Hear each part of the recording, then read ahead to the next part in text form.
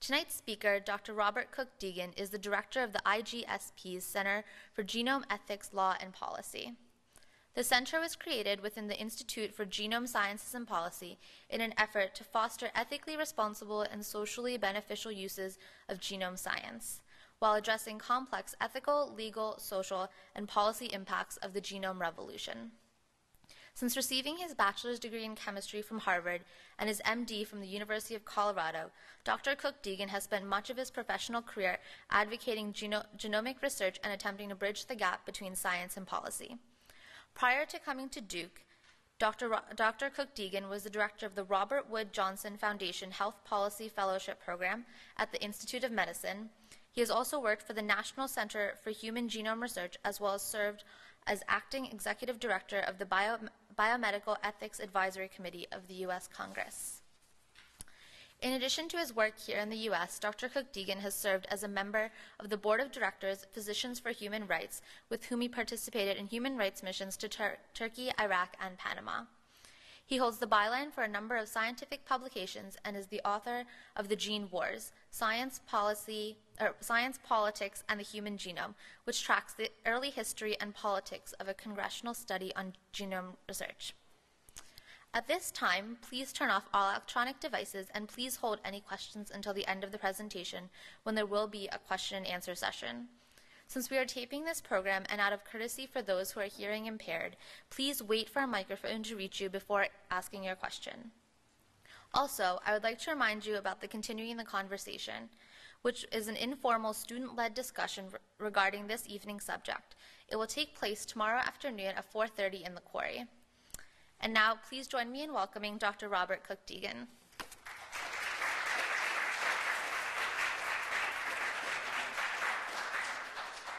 So thank you, Hema, and thank you all for coming tonight on a dreary night outside. I hope it'll be a little bit brighter and shinier inside.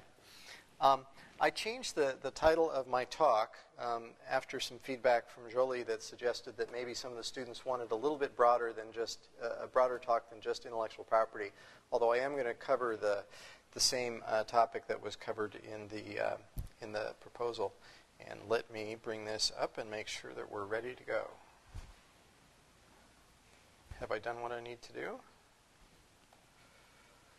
Here we go. So the first and most important slide is this one.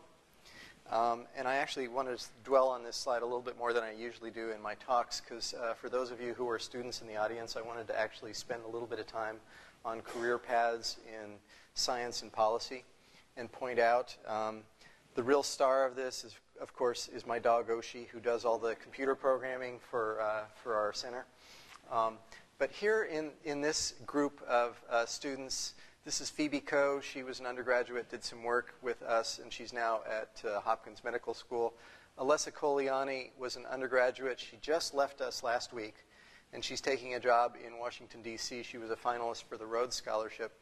And she is going into health policy consulting. This is Britt, and this is Stacy. They were PhD candidates in the English department who worked with us one summer. This is Matt DeCamp, who is an MD PhD. He got his PhD in philosophy last summer and will get his MD next month from Duke.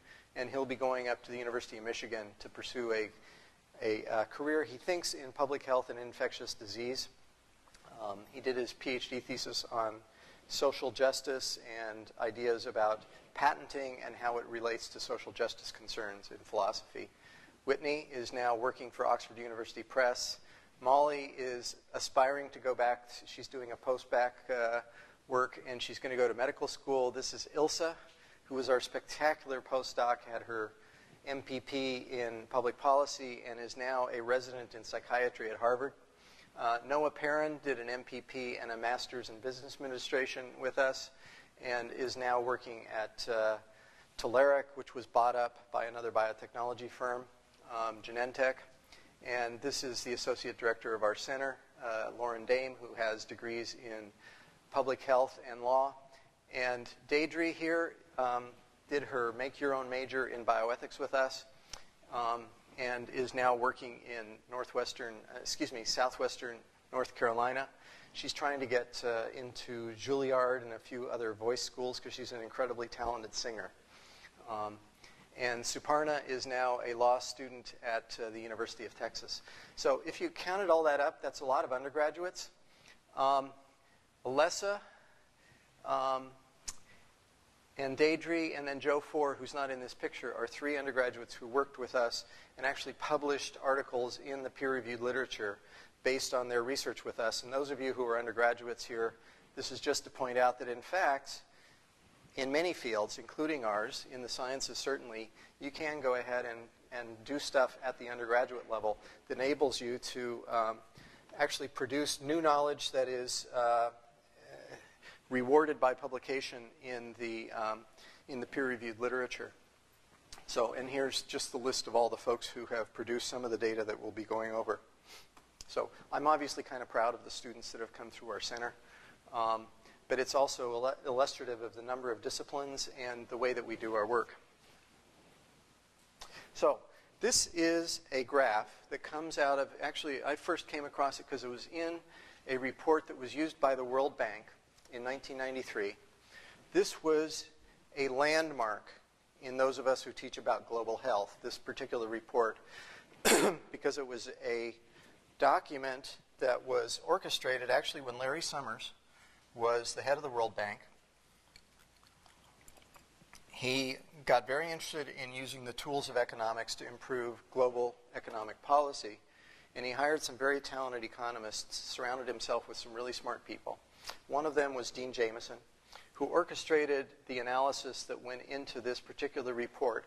The report was really important because it changed how global policymakers, people at the national government level and international organizations, began to think about health not just as something that you turn to when you've got enough money to think about things other than survival, but actually something that is necessary in order to enable economic development. So the thinking relating to this World Bank, World Development Report has completely changed policies of the IMF, the World Bank, and many other places, thinking that in fact it's not something you do second, it's something you have to do from the ground up and from the very beginning, because an unhealthy population cannot sustain economic growth. So now what's the evidence for it? This was one of the most important pieces of evidence for thinking about this. This is an incredible, there's a tremendous amount of data, but let me just go through it for you here. Along the x-axis here is basically money, how much income people have. So it's income, it's not wealth, but it's a proxy for that, it's income. And so what it shows you is that with a little bit of money, at every point in time where these measurements have been made, you get a lot of increase in health by the time you get to $5,000 per capita income. The other thing is that at different points in time, the asymptote of these curves, that is the maximum point that you can achieve, seems to be set by some sort of context. And it doesn't matter how rich you are. So here in 1900, it didn't matter how rich you weren't going to attain too much more health than about 55 years average life expectancy. So why is that? Well, that's because the culture in which you live, the conditions in which you live, mean that you're exposed to infectious diseases and nasty things happening to you. The difference, and so what these are curves that are drawn about 30 years apart, and what they show is this incredible leap in life expectancy that happened during the last century. And if you look at the first two leaps, from 1900 to 1930, 1930 to 1960, most of the differences in those curves, and this is an incredible increase. If you think about it, for most of the 20th century, every week that went forward, there were between 3 and 4 days gained in life, between 2 and 3 days in life expectancy gained every week. That's a bizarre figure, but that is true. That's what the numbers bear out.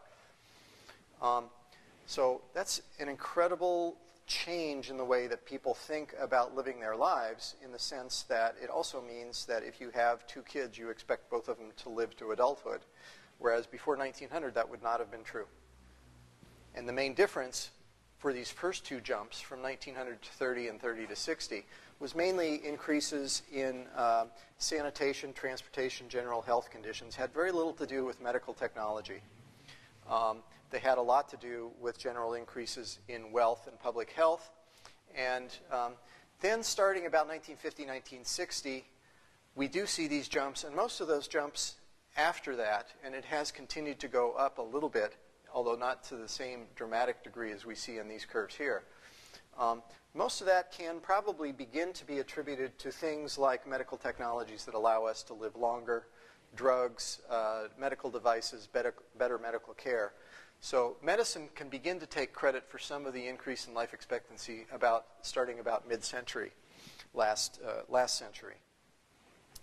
The other thing to point out here is that it's really hard to get an increase in life expectancy once you're up at the top end.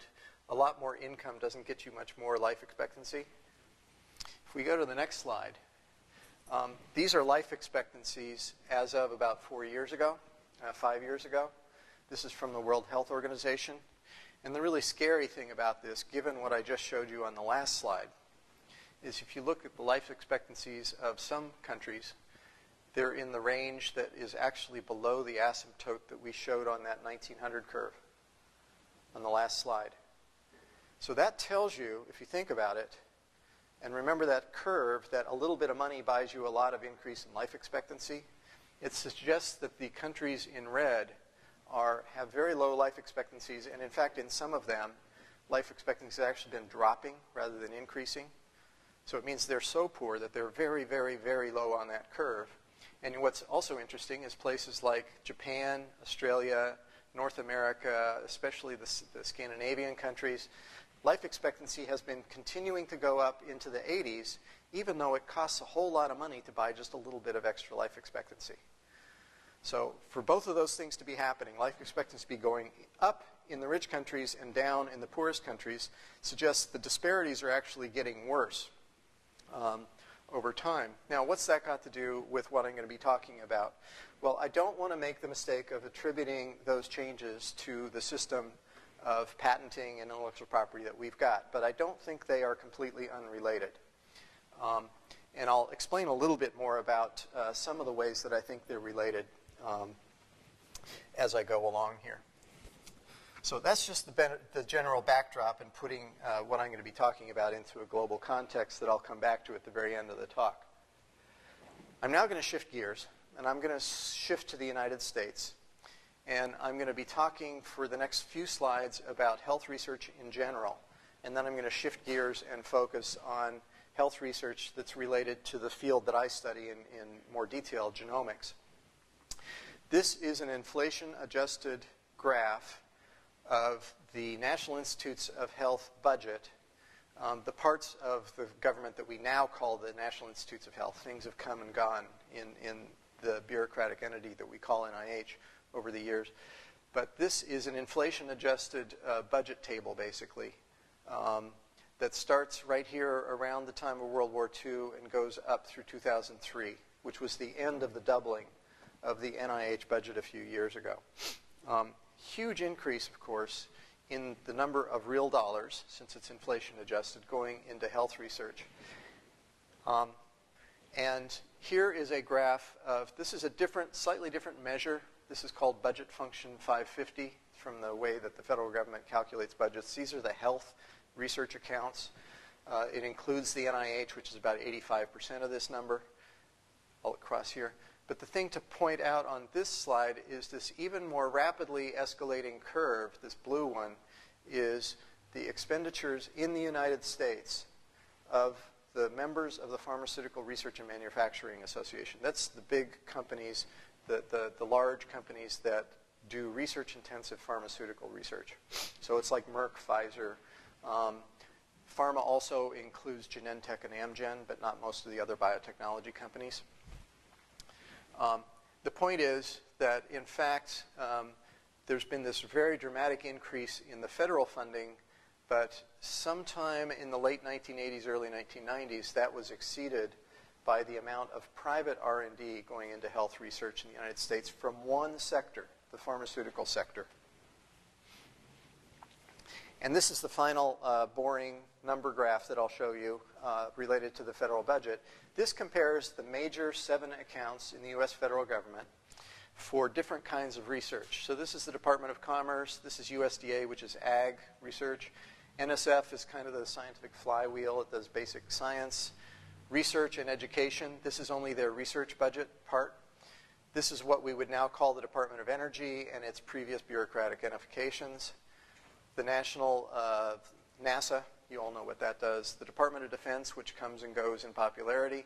And then this huge blue wedge in the back is what we would now call the National Institutes of Health. And the thing to notice about this is that at the beginning of this curve, health research, that is NIH and its related agencies, would have accounted for only about $1.04 in research in the United States. And now, at the end of this period, it accounts for about 60%, between 55 and 60% of all the research dollars in the United States go to the life sciences. Huge change in the proportion of the federal R&D budget that goes to the life sciences. So here's another take at those same numbers, and I wish I'd done this to scale, but I only want to point out 2 things about it. These are the numbers for health research in the United States in 3 points in time: 1940, so before World War II, the mid-60s, and then the late 1990s. And I only want to point out 2 things about this graph. One is, you see the white thing here is industry. So this is mainly what we would think of now as pharmaceuticals. It kind of corresponds to that curve that I showed you before. The thing to notice is that really shrank from 1940 to 1965. And the reason that it shrank is because this is a pie chart. In fact, the amount of money actually went up in the white section from here to here. But what happened is the growth in federal funding, this kind of purplish wedge, spectacularly increased in the 1950s and into the 1960s. And I picked 1965 because it was kind of the peak of federal funding for life sciences. And since this point, what we've seen is the growth in the white wedge relative to the government wedge. And you also see that there's a recession, a decrease in the amount of funding that's coming from the philanthropic sector. So in the 1940s, the word molecular biology, the field that I came from, was coined in 1938. It was coined at the Rockefeller Foundation by a mathematician, Warren Weaver. And he was part of this philanthropic wedge. And it turned out that if you looked at the pioneering science that was going on in the 1950s and early 1960s, most of the best research was funded by the Carnegie Institution, Rockefeller Foundation, Guggenheim Foundation, or other private philanthropies. That kind of went away, and for example, the Rockefeller Foundation kind of pulled out of health research precisely because the NIH was getting into it in such a big way, and they thought that their private dollars would be better leveraged by leading the Green Revolution and turning their attention to agricultural research instead of health research. And that was actually, again, it was Warren Weaver who came up with that strategy. So the philanthropic proportion has gone down, even though in the United States we have very large philanthropies like, this is kind of pre-Gates. The Gates Foundation hadn't gotten too active by the time this graph was done. But we do have things in there like the Howard Hughes Medical Institute and other private philanthropies. And then finally, this is the last slide I'm going to show of general health R&D. This shows a 1998 snapshot, the first time this was ever done. And what I took was the numbers that were taken from this report, the Global Forum for Health Research, and I normalized them to the GDP of a country. And what you notice here is something that's really, maybe it's not surprising to you, but the United States has the highest fraction of its R&D going to health research of any of the countries surveyed in 1998. And this was true again when they redid this survey for the numbers from 2001-2002. When they did it in 1998, the U.S. accounted for 57% of the world's total of health research. Now think about that. That's a huge number, since we're only one country. When they redid it, it dropped to 49%, and it's not because the numbers changed, it's because they discovered some budgets in other countries that they hadn't discovered before. But the U.S. remains top fraction of GDP, and of course we have by far the largest GDP. Now the fact is, if we did this for general R&D, this would not be true in the United States. If we did this, it would probably be true in computing research and a few other fields, but it would not be true for engineering, chemistry, physics. We'd be below the Germans and the Japanese and the Swedes. We'd be somewhere out there. We'd probably be out here with the Cubans or the Italians or something like that. So why am I going into this? Well, the point is I'm just making a general contextual statement that in the post-war period, since World War II, life sciences, particularly in the United States, got to be really, really big. The opening wedge, the first movement there was the federal government taking its responsibility to fund basic research in the life sciences quite seriously, a political dynamic that made it kind of pushed a virtuous circle of continuing political incentives to support life sciences research that led to relatively rapid growth of the NIH budget relative to other budgets. And that then, in my view, induced an investment in the private sector to take advantage of the research that was emerging from the public sector, to exploit it for developing drugs, biologics, vaccines, and medical devices, driven by the federally funded research that had taken place to lay the groundwork for exploitation of the basic research. So the point about the science is that, in fact, it was driven in large part by a federal investment, but then it spilled over into the private sector, joining forces and eventually exceeding the federal government's investment in health research. So that's point one. Point two is this is a domain of science that is somewhat different from cosmology or particle physics, in that most people can kind of understand how it touches their lives. Moreover, it's a domain of science that Donald Stokes has talked about breaking science into, instead of having this idea that at one end we have basic science and at the other end we have applied science and development, let's turn that axis so that you don't say that they're you say that they are, that being practical and being applied are not necessarily antithetical to one another. You rotate the axis so that it says understanding things can be on one axis and finding something that's practically useful is on another axis. And what you discover is that some research is purely understanding driven, like cosmology, or maybe some kinds of anthropology, human origins, stuff like that. We don't expect a lot of really practical things to come from understanding how the primate ancestor gave rise to human beings, but it's kind of interesting and we want to know the answer, just because we find it interesting.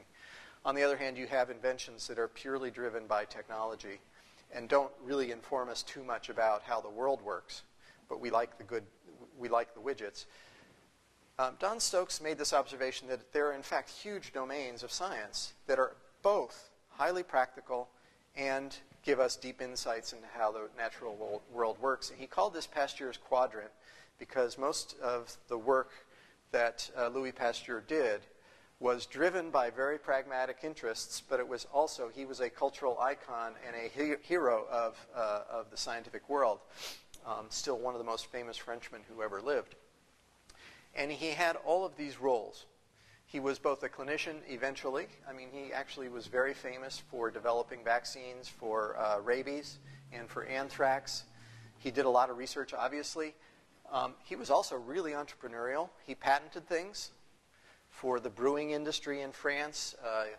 A lot of the money that created the Pasteur Institute was developed by selling vaccines for livestock to prevent them from getting anthrax.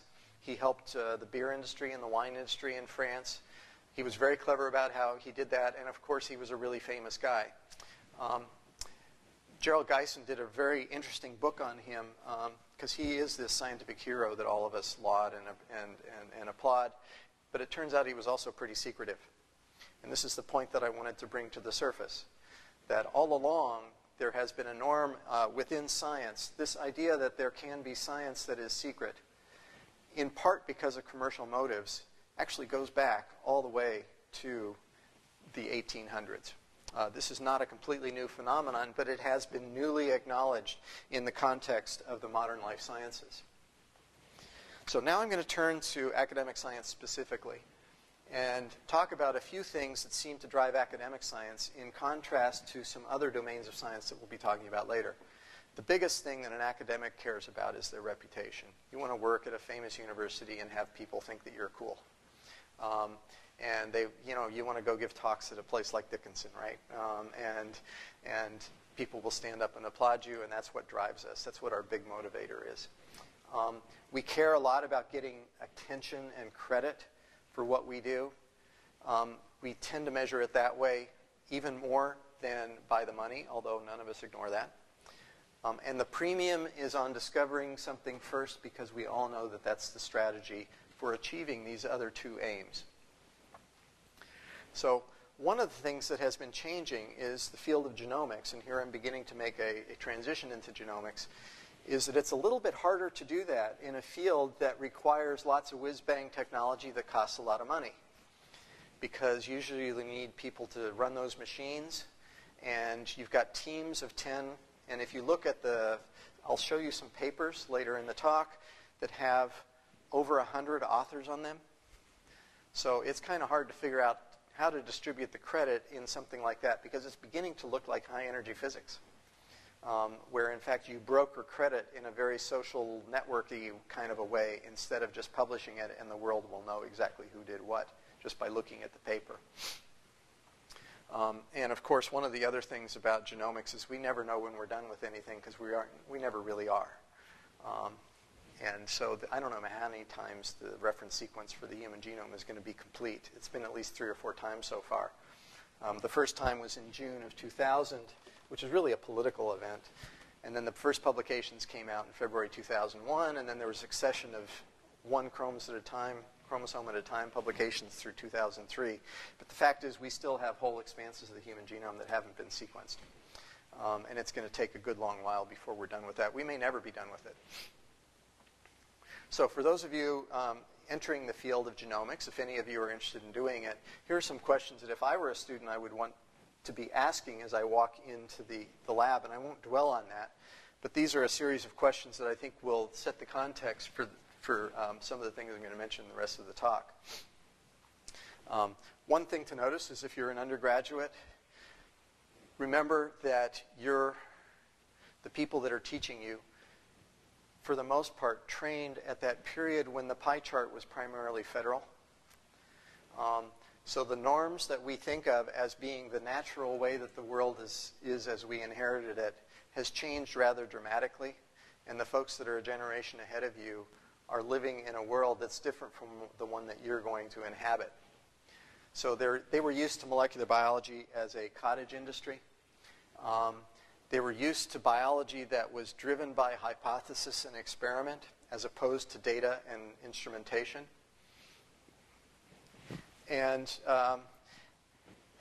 most of us grew up in a world where all of us expected that even though we were one of maybe 6 or 7 grad students in a lab, every one of us as grad students or postdocs expected to run our own lab that would have 6 or 7 grad students in it. Now you do the math. How long can you do that? The only time you can do that is when you're on an exponential growth curve. And in fact, we were. You saw the graph. We were on an exponential growth curve into the 1980s, 1990s, but that actually stopped, and it really stopped 5 years ago. In the life sciences in the United States, the budgets have been pretty flat for the last 5 years, and the system has not accommodated that. And so this world of everybody expecting to run their own lab, actually the only realistic expectation now is if you're a postdoc, unless you're the only postdoc in the lab, you shouldn't expect to run your own lab, because it just can't work out that way. There's not enough money to fuel the system. And everybody was expecting the NIH to carry the whole system, and that it would continue to grow exponentially in order to enable all this growth of biomedical research. So the bottom line is it's a really good idea to listen to your mentors. I don't want to tell you otherwise, but also eat it with a grain of salt. So now I'm going to tell two stories, and I'm going to tell a story about different ways of doing science that has more or less the same end result as the goal. And what I'm looking at here, what you're looking at here, is the two papers. This is the result of the so-called Public Genome Project. This is the draft reference genome publication that came out in February of 2001. Nature publishes on Thursdays, Science publishes on Fridays, or the other way around. I can't remember which. I always reference them online. I can't even remember which one comes out with day. So these journal issues came out one day apart.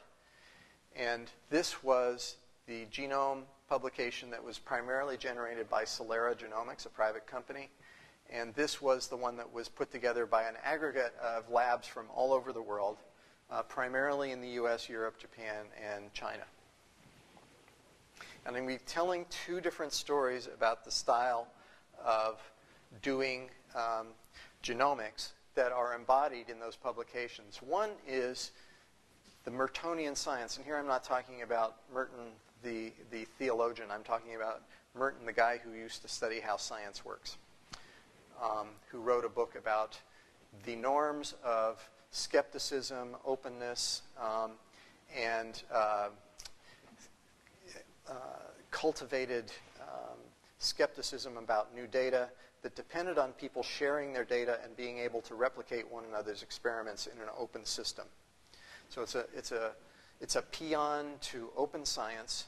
And most scientists, particularly those who grew up when federal funding was the dominant source of funding, believe in this style of science. And it's embodied most strongly in the genome community by the folks who used to study nematode worms. This became the kind of the sociological model for the right way to do genome research because of history and various pathways. And they were contending with a private approach to doing the genome that was embodied by Celera and some other companies that I'll talk about in just a minute. The kind of demigod of the public genome movement, this is John Sulston. This is the Sanger Center, or what's now the Sanger Institute at the University of Cambridge. And he's actually sitting under this tree. I don't think it's probably the exact same tree that dropped the apple that hit Isaac Newton on the head, but it could have been. And that's certainly why he's sitting that way, is to be reminiscent of that. And he was the champion of this open source way, I'm calling it open source, this open framework for doing science that said, you know, we're willing to take your money and we're going to spend a lot of money on sequencing machines and databases and computer scientists and the really hard slog of highly technological science. And we're going to collect those data and do that work at a centralized facility, but then we're going to share it with the world. And we're going to share it every day. Every time we have a sequence of more than 1,000 base pairs, we're going to publish it on the web every 24 hours. So we're going to pump the information out as quickly as possible so as many eyes can see it as possible. And we see our source. Our job as scientists is to create the information that many, many, many people can use. That's a stark contrast with the other approach that began to take form in 1998 with the formation of what was eventually called Celera. And there are two books about this story. One is by James Shreve called The Genome War, and the other is Craig Venter's autobiography that just came out a few months ago. And incidentally, you can get it for about $5. It's now on remainder at Amazon because I think the paperback's about to come out. So this is a guy who became a cultural icon. People in the genomics business like to call him Darth Venter because he was kind of the embodiment of the other way of doing science, the dark side of science, that is, keep it secret. But in fact, that's not actually fair. Because in fact, what they had to do was share their data by subscription if their business model was going to work. So this is actually intermediate to the third way of doing genome science, which really was a much more closed system of science that's embodied most flamboyantly by these two companies, Insight and Human Genome Sciences. This is Bill Hazeltine, who at the time was the CEO of Human Genome Sciences. He's ringing the bell to start the NASDAQ trade day, the stock exchange, that tradition that they have. They get a celebrity who's famous in business to start the stock exchange each day. And guess what? Here's where we have our first mention of patents on the human genome. So what were these companies doing? These companies began to sequence the juicy bits of the human genome. They were using the same techniques that the labs doing sequencing for other things were doing. They were using the same ABI machines, applied biosystems machines. What they were doing, though, before they started their sequencers, is they were selecting the parts of the genome that they thought were likely to code for proteins.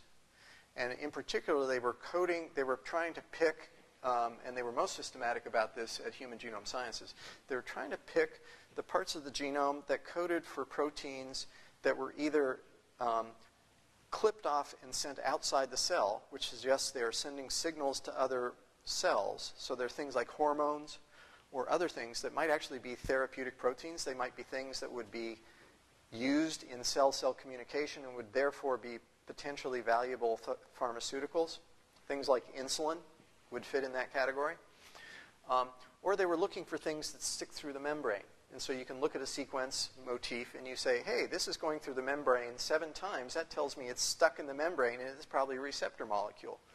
Or it's a molecule that allows ions to go from the outside of the cell to the inside of the cell. So those where it's transporting a molecule from the outside to the inside of the cell, transporter molecule. Those are really, really valuable proteins that are very likely to prove to be targets for pharmaceutical development. So their business model was, let's pick the juicy bits of the genome, sequence them, send them to the patent office, and either we're going to develop therapeutics ourselves, or we're going to have patent rights on the genes, and if anybody else wants to do anything with those genes, to make, use, or sell the things that are made by that gene, they're going to have to come to us for permission to use it before they can do anything commercially with it. So it was a very clever strategy, and these companies were formed in, actually Insight was already in business and turned to genomics in about 1991, 1992. Human Genome Sciences was started in 1993. And they were really focused on this sequence-first cDNA biology strategy. They were not alone. This is a count of genome companies that we kind of kept track of in a database at Stanford when I was teaching undergraduates there. So all these data were collected by undergraduates. And it just shows the rise in the number of companies that said they were doing genomics or that other people said were doing genomics. And here are the funding figures. This is a snapshot of the year 2000. This is the Genome Project that we all know and love and talk about. This is the publicly funded one, which is the NIH Department of Energy and its foreign equivalents. But look at this. If you look at those genome firms that were started up, here's how much they were spending on R&D in the very same year. And if you add that to the large pharmaceutical firms that were spending about another $1 billion, the ratio of private dollars in genomics to public dollars is roughly 2 to 1. And this is up from a level that in the period 1992-1991 would have been very close to 0 in the commercial sector. So over an 8-year period, there was this incredible infusion of funds. It mattered in the capital markets. This is the market capitalization of the largest of the genome firms that we kept in a database. And you see this incredible spike. This was the year that the genome was announced. It was June of this year, which is kind of when geno hype was at its highest level. And the company Celera was getting very close to the market capitalization of General Motors, even though it didn't sell a single product and hadn't really even achieved its technical objectives, which was crazy. I mean, it made no sense at all, but it was true. So there was this spike, and this was kind of the bubble bursting in the genomics. But the thing is, notice that if you look at the long-term trend, there is an increase in value over time. And here is how much those companies, the top 15 of those companies that make up most of that market capitalization, have actually spent on R&D. So even after the bubble burst here, they've continued to increase how much they spend in R&D at those firms. So that expenditure on R&D has continued, and it would still be continuing to go up since then. So why are they spending this money in R&D, and why are private sector organizations spending money on genomics? Well, one reason, only one reason, but one big reason is they expect to get those patents. I just want to do, I'm going to do a 5-second introduction to what a patent is, and you can ask me questions if you want more details about it. There are different ways to think about patenting. The way that some people think about patents is they think of it as a right because we call it a patent right. And there is a body of thought that says it is kind of a human right in the sense that if you've done something useful, you should deserve to get credit for doing that useful thing. It is clear, however, that most of, and if you push the button really hard on these theories of patenting that are based on a natural rights theory, it turns out that they turn into instrumental rights. And this is the quote from, anybody know what documents this from? It says, to promote the progress of science and useful arts by securing for limited times to authors and inventors the exclusive right to their respective writings and discoveries. So this is the patent right, this is the copyright and patent clause from the U.S. Constitution, Article 1. And basically this is part of a part of the U.S. Constitution that says, Congress, we are giving you the authority to create rights for inventors and for writers and people who have expressive works for copyright and patenting. And here that's very clearly an instrumental right in the sense that it's not a natural human right. It's basically saying this is something the government's going to do because we're all better off if they do it that than if they don't do that. It's an incentive to induce investment in innovating new things. On the theory that if you reward people financially for doing that, then they will do it, and the way you reward them financially is by giving them a right to exclude others from making, using, or selling the thing that they've invented so that they can charge a higher price for it. So there are three overlapping theories of what a patent does. One is this fairness thing. You've done something useful, we should pay you back. There's another one that is we want to set up an incentive to give people money to invent new things. And then there's one very specific problem that it has solved in the drug development business, which is you often discover something and you think it might be useful, but you're going to have to spend a ton of money to figure out if it's safe and effective at doing what you think it might be able to do. And you're going to have to do clinical trials. You're going to have to prove that it's safe and effective. You're going to have to get it approved by the FDA, and it's going to cost you many millions of dollars to do that. If you do that and you spend that money and you put your drug or your device on the market, and if you can't stop anybody else from making, using, or selling that very same thing, then nobody's ever going to do that because you're going to spend all that money, and then the second you've done that, somebody else is going to come in and market the very same thing, and they won't have spent all the money that you had to spend. You're going to go out of business, and they're going to make all the money. So the idea is government says, hey, this is not a good situation. Let's set up a system that if you do something inventive, we're going to give you the right to exclude those other people from doing that, and it solves this so-called free rider problem, what the economists call a free rider problem. And it's done that very effectively in the pharmaceutical business, some would say too effectively. Here are some numbers,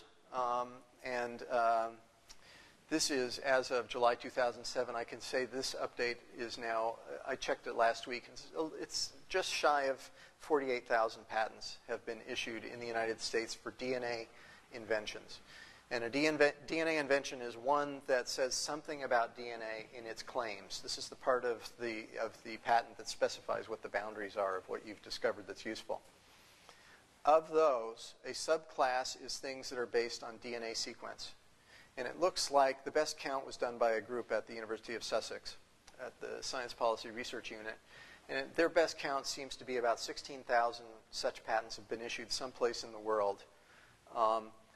Interestingly, only 750 of those are in Europe and 500 in Japan, and almost all the rest are in the United States. I'll show you a graph about that in a minute. And if you're interested in genes, now none of us know what a gene is, frankly. But we kind of have this idea that a gene is something, and for this purpose it usually is a piece of DNA that encodes the production of a protein, or something whose function we really understand, like a ribosomal RNA. So it looks like roughly, depending on how you count it, and there's a lot of slop in these figures, but something on the order of 3,000 genes have been patented in the United States. That doesn't mean that the whole gene's been patented. It means somebody has mentioned something about a human gene in their patent claims. And they've said something about the sequence. This is a graph of the DNA patents, so that big number that I told you about at the beginning, the 48,000. This is the graph of those numbers through 2007. And, excuse me, this is actually, the last number here is actually 2006, and 2007 would be right next to it right here. I should have put that on the graph, but I didn't. The thing to notice here is it didn't really happen until the 1990s. We went exponential for a while, but interestingly, for 5 years in a row, it went down. I'll get into maybe some theories about why that is if any of you are interested. But the surprising thing is it started going back up 2 years ago. And for 2 years in a row, it's been back up where it was before. Who owns these patents? Now, I've talked about all the business interests that are interested in the human genome. But look at number 1 and number 2 here. Can anybody read the top there? It's University of California. This is the largest state university system, and if you add up all 9 campuses, now 10 campuses of the University of California, it's the largest university system in the United States and the largest recipient of federal funds for health research. Number 2 here, if anybody can read it, that's U.S. government. Why is that? Well, 10% of the NIH budget goes to the Intramural Research Program. That's a government lab operated on NIH premises in Bethesda and in our neighborhood in North Carolina, and there's one out in Idaho. These are government labs owned and operated by the National Institutes of Health, so if you discover something that's patentable at one of those places, NIH owns the patent. And that's why they're number 2. And then the rest of these, number 3 is GlaxoSmithKline, big pharmaceutical firm. Aventis, another one. And then you get to Insight Genomics, which is one of these genomic startups that I talked about. And then Genentech. A first-generation biotech firm established in 1976 that went big into a lot of its early money came from the insulin, tissue plasminogen activator, growth hormone, and a lot of therapeutic proteins that were developed using the new biotechnologies in the 1980s. So look, that's 5 categories. The top 7 contain 5 different categories of patent owners: federal government, university, baby biotech that is a genomic startup, biotech that's well established since the early 1980s, and major pharmaceutical firms. And if we wanted to, we could create one more category. We'd have to go down to, here's Hopkins, is the first of the private universities that's in the patent game. University of Texas, another public system. So that's the distribution of patent ownership of DNA patents. This is a graph showing the differences that I alluded to earlier of a humongous social experiment that's going on in real time, whose significance none of us fully understand. And this is the number of the sequence patents that have been issued in the United States, the black curve, year by year, compared to Europe, which is the red graph, and the blue graph is Japan. So ignore the stuff that's out here, because mainly what that's counting is things that haven't happened yet. It's called rights censorship in any time series. So we don't actually know what the real numbers are out here. But if you add up the area under these curves, that gives you the 15 to 16,000 patents in the United States compared to 750 in Europe and in Japan. There are only 500 of them. And the other interesting thing, I'm not showing it here, is it actually takes longer also to get one of these patents in Europe than it does in the United States, and longer still to get it in Japan. So what are some of the stories behind these huge graphs of really aggregated data that aren't terribly meaningful? Well, here are some cases that you may actually have learned about or read about in the papers. Everybody knows about the breast cancer genes that were patented in 1994 and 1995.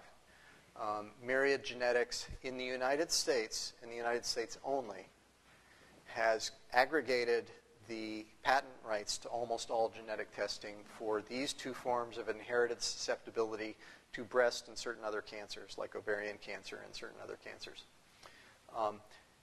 If you go to a doctor and you want to get a genetic test for this in the United States, they will send the sample to Myriad Genetics, and they will do, if you're the first person in your family to get tested for it, they'll charge something on the order of $3,800, $4,000 to do the sequence of the entire gene, and they'll send you back the clinical testing result.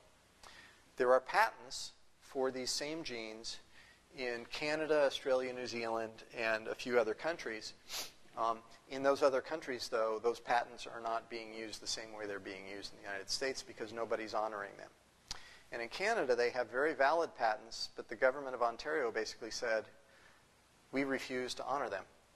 And Myriad has never sued them. So what happens now in Canada is if you're getting breast cancer testing, most of the provinces are just doing it on their own. Some of them are sending it to the state of Ontario to do the testing so that if anybody ever gets sued, it will be Ontario, not them. But Myriad has so far not sued in Canada. So basically they have no patent rights in Canada, even though they have valid patents there.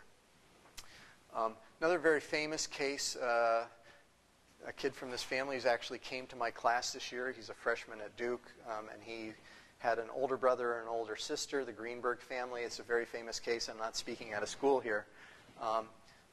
His older brother and sister both got Canavan's disease.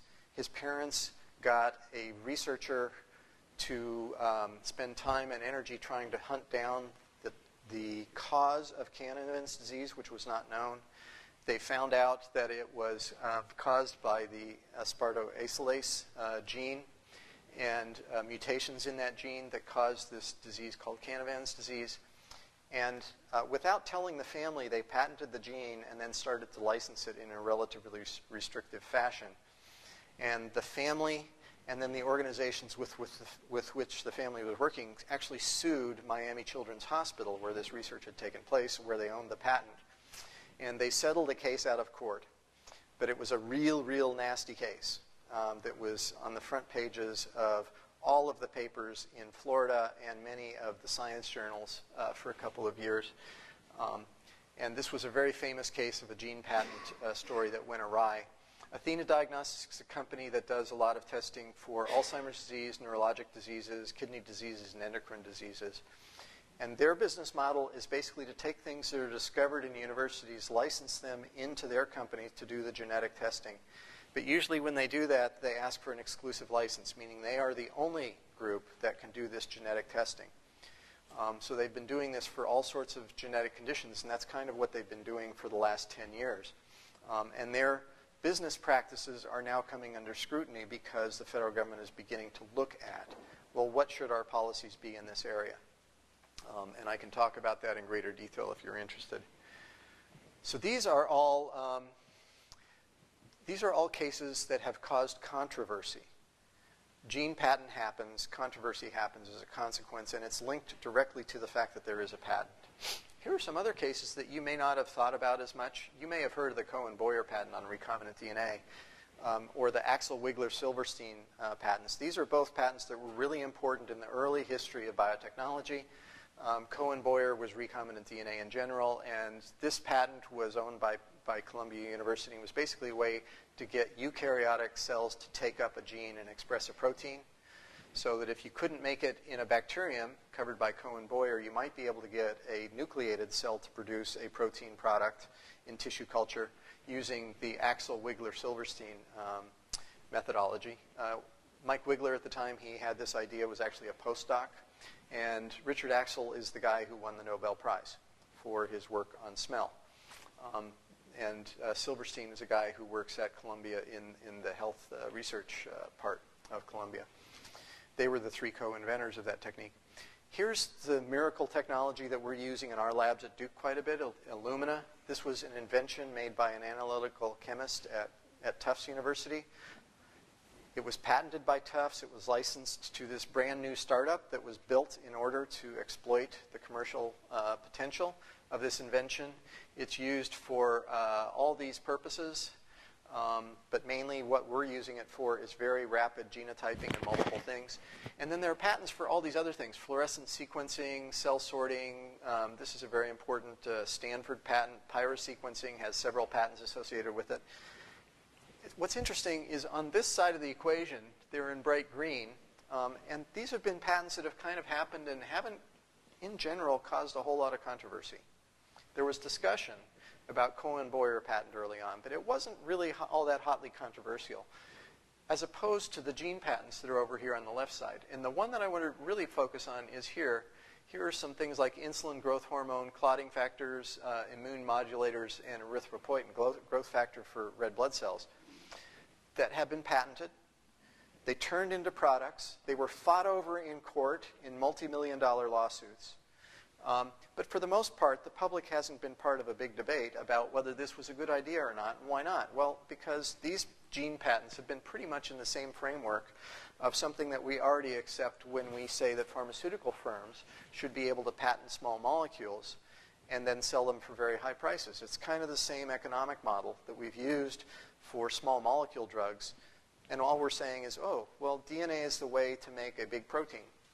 So we're just using the same conceptual framework for a different, slightly different technological platform. And you will see all three of those theories of patenting are exemplified in the examples on the previous slide. The idea that if you invent something valuable, you should be able to make money off of it. The idea there was polymerase chain reaction discovered at CETUS is in that category. Recombinant DNA and the Axel patents, those discoveries absolutely would have happened if there were no patent incentive. It's very clear from the stories. So the main role of the patent was that the universities that did that work got some money out of the deal. And they probably had almost no impact on the end product's price. I don't think the drugs that were made using recombinant DNA changed in price one iota because the royalties were going back to the University of California and Stanford rather than the manufacturers, because as soon as the patents expired, the prices did not drop.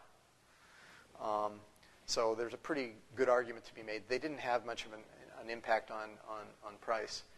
Induced investment theory, the idea that one reason we have patents is because we want to create companies to exploit technologies. The BRCA genes, as I mentioned, they were discovered first by a company, although it was a very, very hotly fought race with a public sector competitors.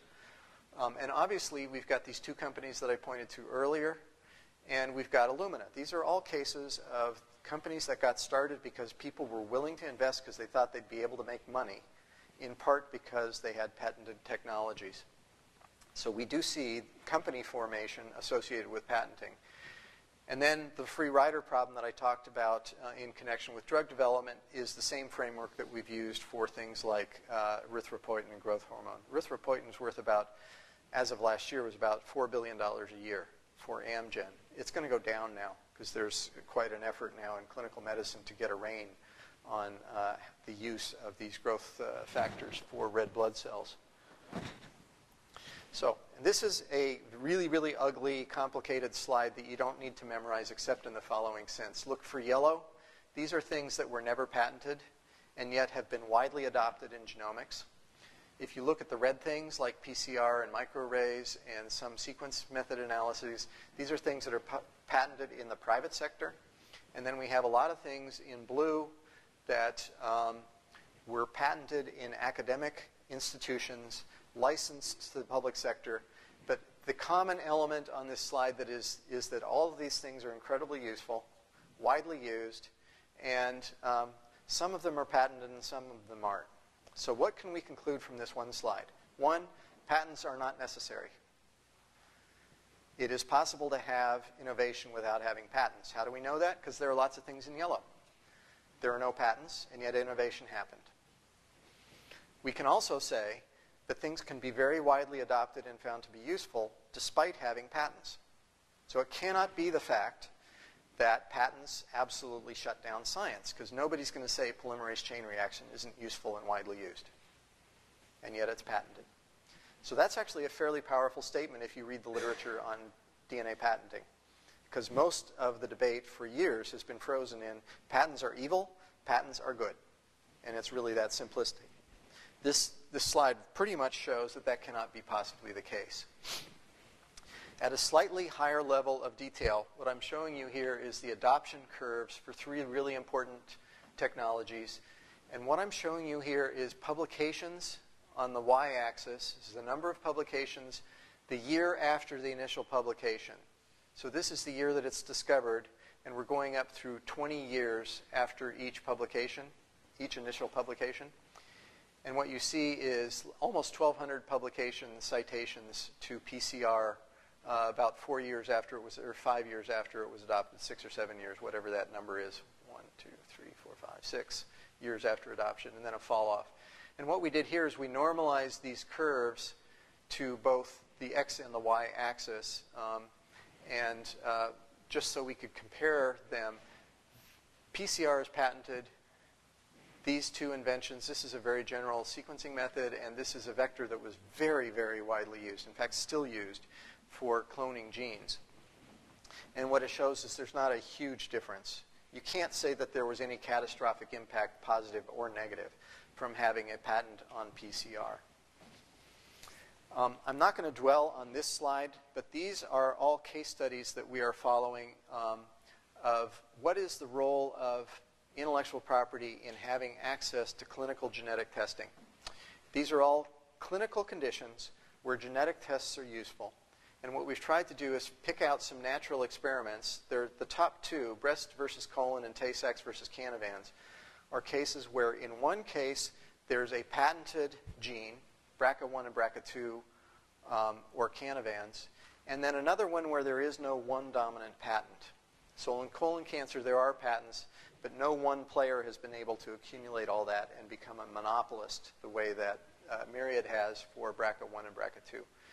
And what we've discovered, actually, interestingly, in both of these cases, we haven't been able to see much of a price difference that's attributable to the fact that something is patented. It's kind of a surprising finding. And we can go into detail. And the rest of these, we're just looking at different ways of that things have been discovered and licensed. Some of them, this is a single gene, but many, many mutations. This is a single hereditary form of a disease that can be tested for that was patented, but is now available from many laboratories. And then these last three have multiple genes, and we're trying to look, some of them are patented, some of them are unpatented, and we're trying to see if there's any correlation between their commercial status and their patenting status.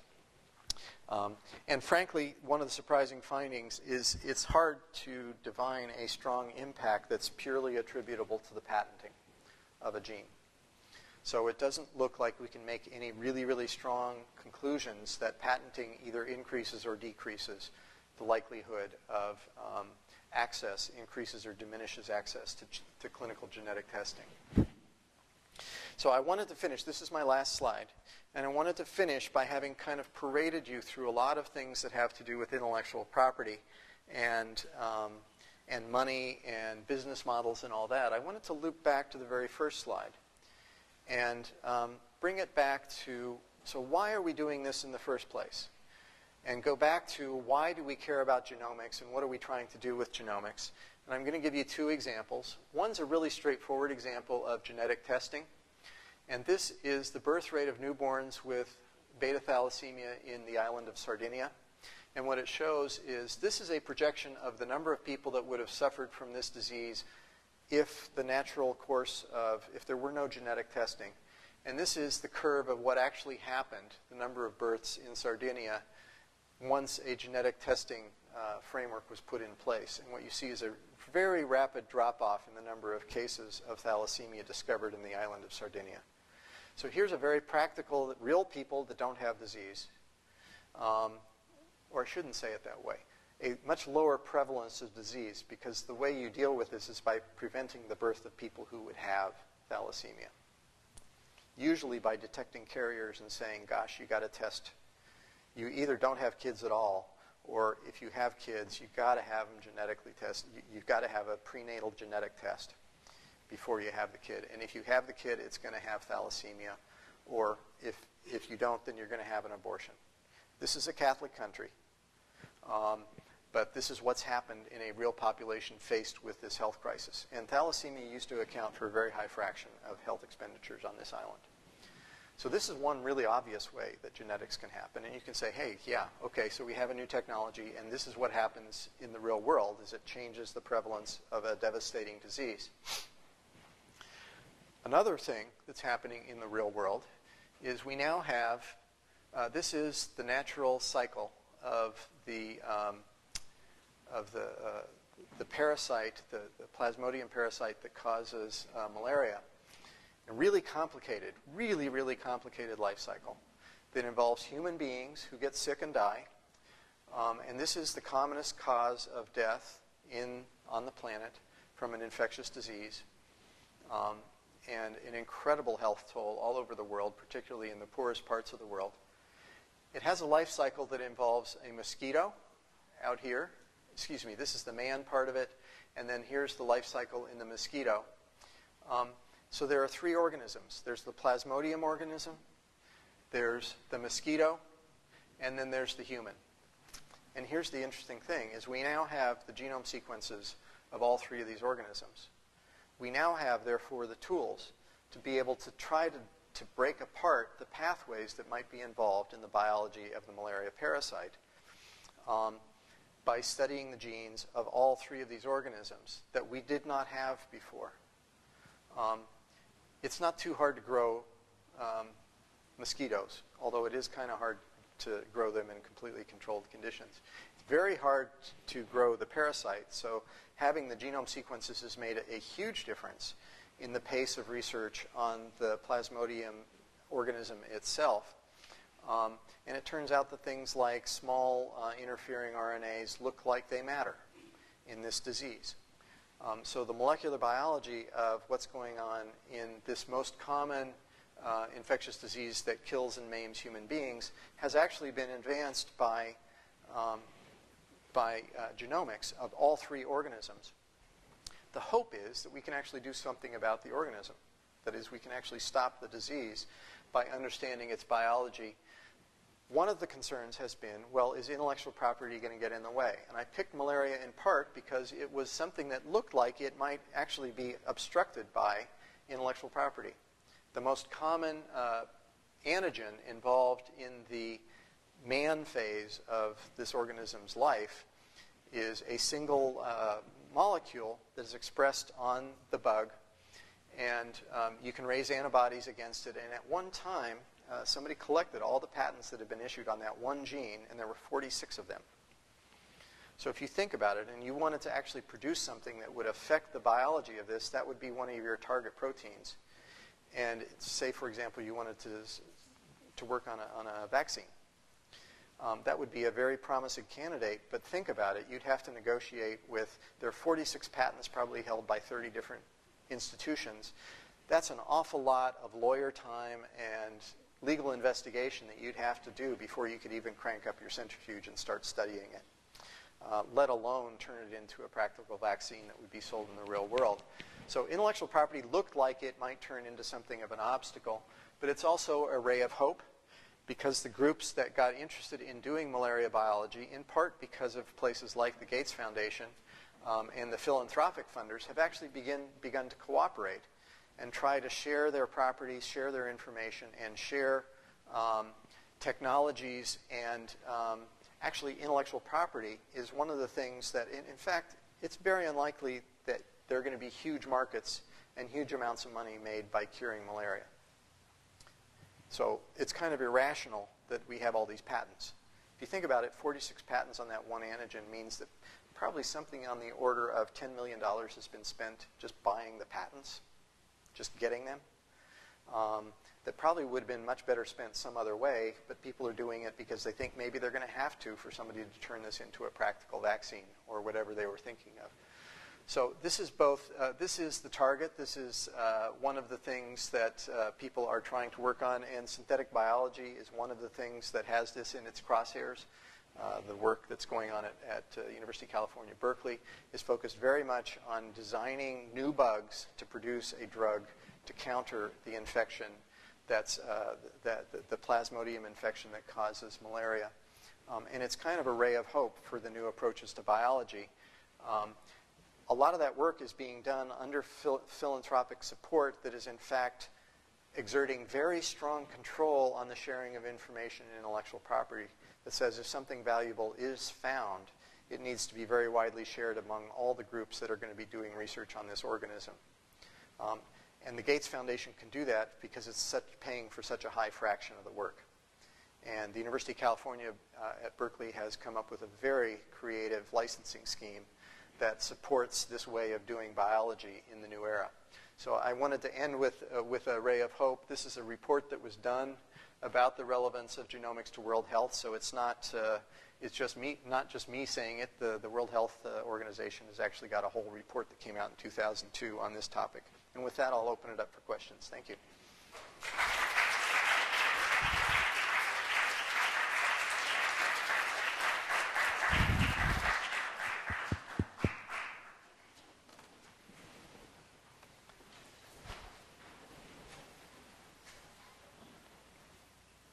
Did I exhaust everybody?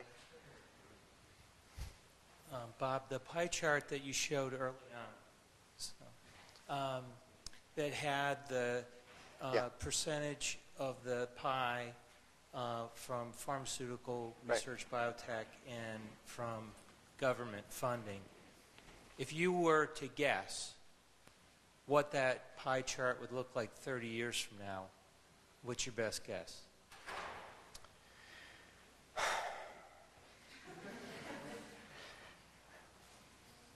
30 years from now.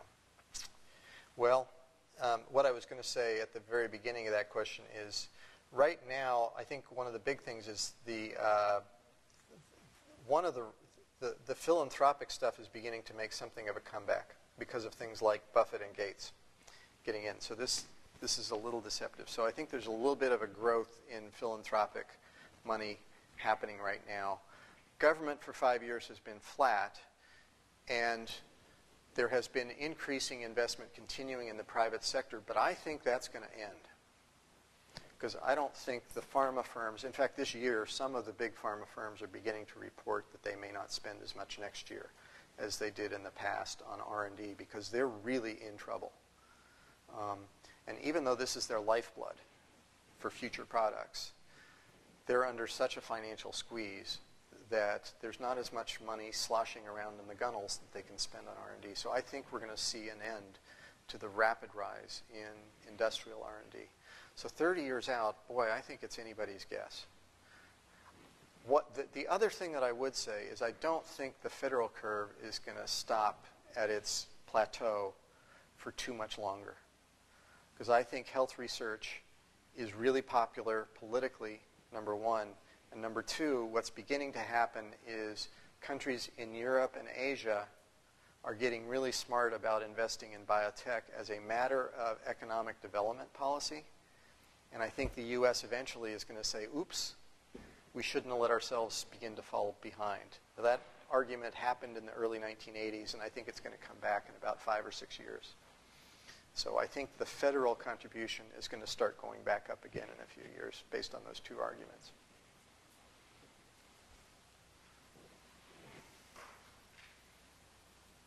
I had no idea I was that boring. I'm sorry.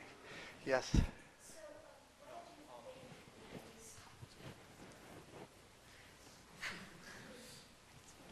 Hello. So where do you think a lot of these patterns into the sequence are going to lead us? On the one hand, with knowing the human genome now, we have drugs that affect various kinase inhibitors, etc. So that's one aspect of smart drug design. Right. You know, on the other hand, you have monoclonal antibodies and such like. So where else, in your opinion, do you think we might be heading in these?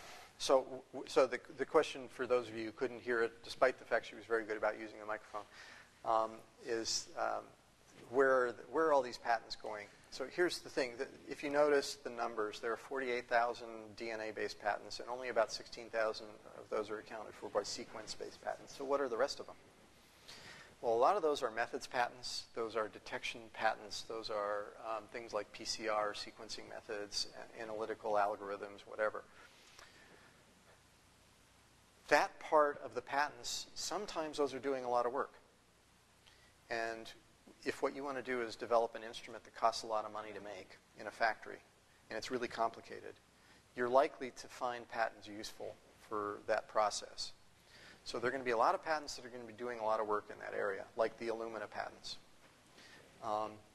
And so I think we're going to see a continuation of that kind of patent being very important.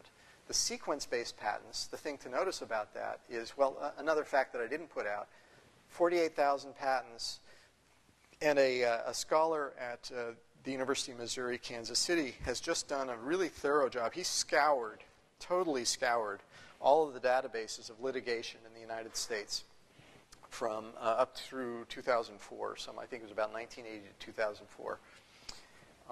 And he's only found 31 cases of litigation over DNA sequence patents. So way less than 1% of these have ever been litigated. And the BRCA cases account for 4 of those out of 31. And if you counted off the therapeutic proteins that were fought over in court, like tissue plasminogen activator and growth hormone and insulin, you get rid of almost all, that's 16 of them. So if you eliminate the high-profile gene diagnostic and therapeutic protein patents, you're down to a very small number of litigation cases. And yet, some of those patents are doing a lot of work. But the other thing to notice is this huge divide between the US and Europe and Japan. So US on one hand and Europe and Japan, lots of DNA sequence patents, not very many. And the thing to observe about that is, of those 16,000 patents, they can't be doing very much work because they haven't been litigated.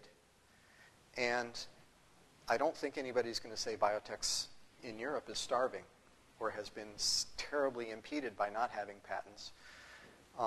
Nor do I think you can say that that has happened in the United States. I don't think you can say that having that many patents has done anything to hinder biotechnology in the United States. So it's probably, for the most part, wasted money.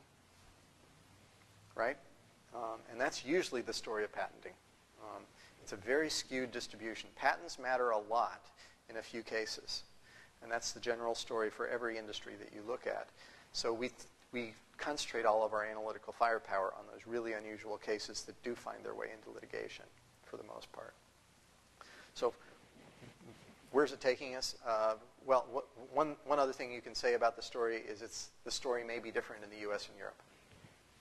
And they may be different in the way the BRCA patents are. So I didn't cash that story out. The story of breast cancer testing in the United States is that it is dominated by a monopoly provider, Myriad, that has the main effect of the patent seems to be not on price, but on the fact that they do all of that testing for the whole United States. And that's how they make their money. And they're doing kind of okay. They made $145 million last year. And most of that is coming from their genetic testing. And their biggest genetic test by far is their breast cancer test. So is that a good story or is that a bad story? If you think that that's a fine way to deliver clinical services, then that's a good story. And the people in Utah love it. And most clinicians don't really complain all that much about it. There was a lot of frou-for-all, and it was very controversial in science. But if you actually look at how many tests are being done and who's doing it, it doesn't look to me like it's a catastrophic bad outcome in the United States. On the other hand, in Europe and Canada and Australia and New Zealand, they're getting genetic tests for breast cancer susceptibility, and they don't have patents there. So I don't think you can make the argument that the patents are absolutely essential either. So I think it's a really hard story. I don't think either of the ideological poles have very compelling arguments, frankly. It does suggest that patents can matter, because it mattered for Myriad big time. Believe me, Myriad believes in patents. Genentech and Amgen believe in patents, and so do the drug companies. So I don't want to send out the message that they don't matter at all, because clearly in certain cases they do. But I don't think it's a very simple story, and it's very product specific. Yes?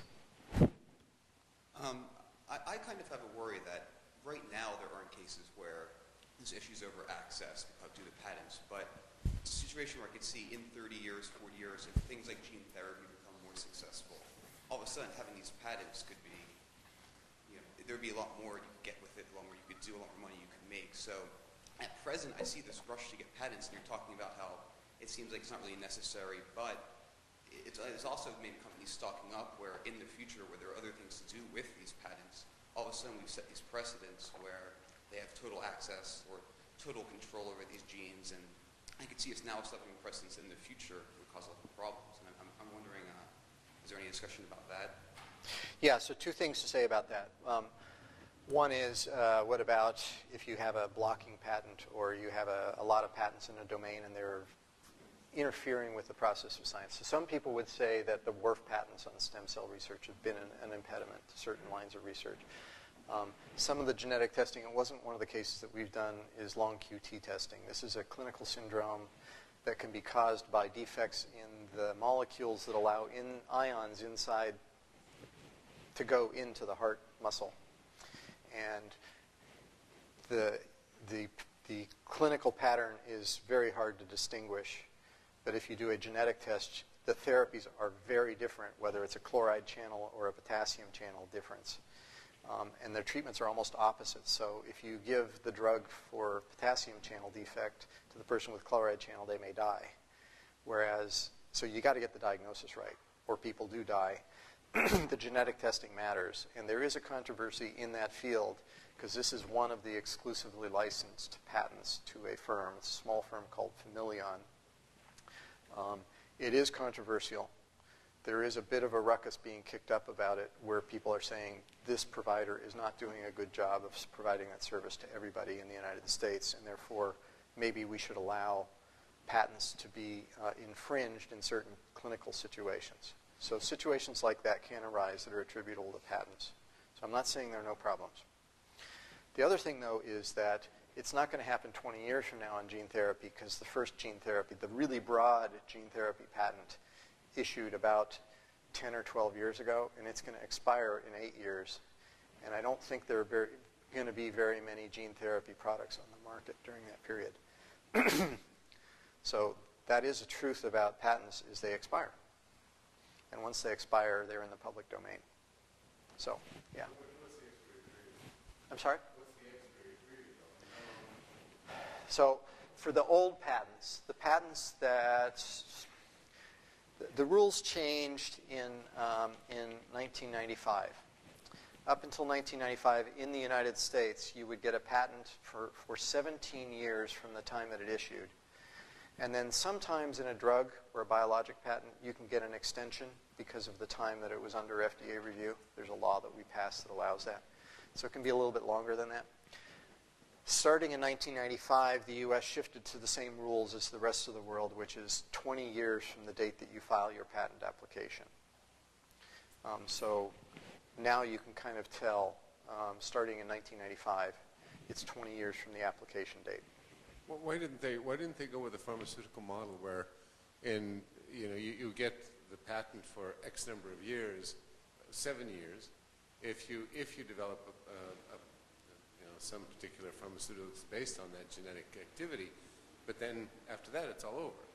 I mean, to give people 20 years, it seems to me that you could simply file patent after patent after patent. It's like the guy who as soon as the internet came up, registered 10,000 names like Coca-Cola, Chevy, Ford, GM, and just waited for them, saying, well, come and talk to me when you want to have a website like this. Well, it seems to me that's kind of what they're doing, isn't it? It's actually a complicated answer to that question. Yes, you can game the system, and companies do have incentives to game the system if they can. At the same time, the system has checks on how much gaming you can do, and they come up with bureaucratic rules about how long, how many patents you can have. You're not allowed to get a second patent on the same invention in theory. So you actually have to have something that is new, non-obvious, and useful in order to get it. And so that's one of the rules. And you're not supposed to be able to get a patent unless you do. Now, does the patent office sometimes screw up? Yeah, of course it does. But there is a rule about that. And if they do screw up in that way and they sue somebody, then that person could say, well, no, that's not a valid patent, and here's why. Now, they're taking a huge risk, and they're going to have to spend a lot of money to take that risk, to take it to court, but they can win. So it's a really complicated, but yes, games do happen. You patent the drug, and then you patent a variant of that drug, or you patent the formulation of that drug, or you patent the method for administering that drug. Yes, you do all that stuff in the business. And sometimes it works, and sometimes it doesn't. But it's a complicated answer. So now you really are exhausted. Are we done?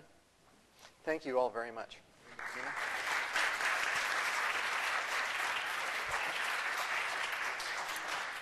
On behalf of the Clarke Forum, I would like to present you with this plaque and thank you for coming to Dickinson and speaking and sharing your insights with us. And thank you everyone for coming tonight, and we hope to that you come tomorrow to the Continuing the Conversation at 4:30 in the Quarry and you join us for future events. Thank you.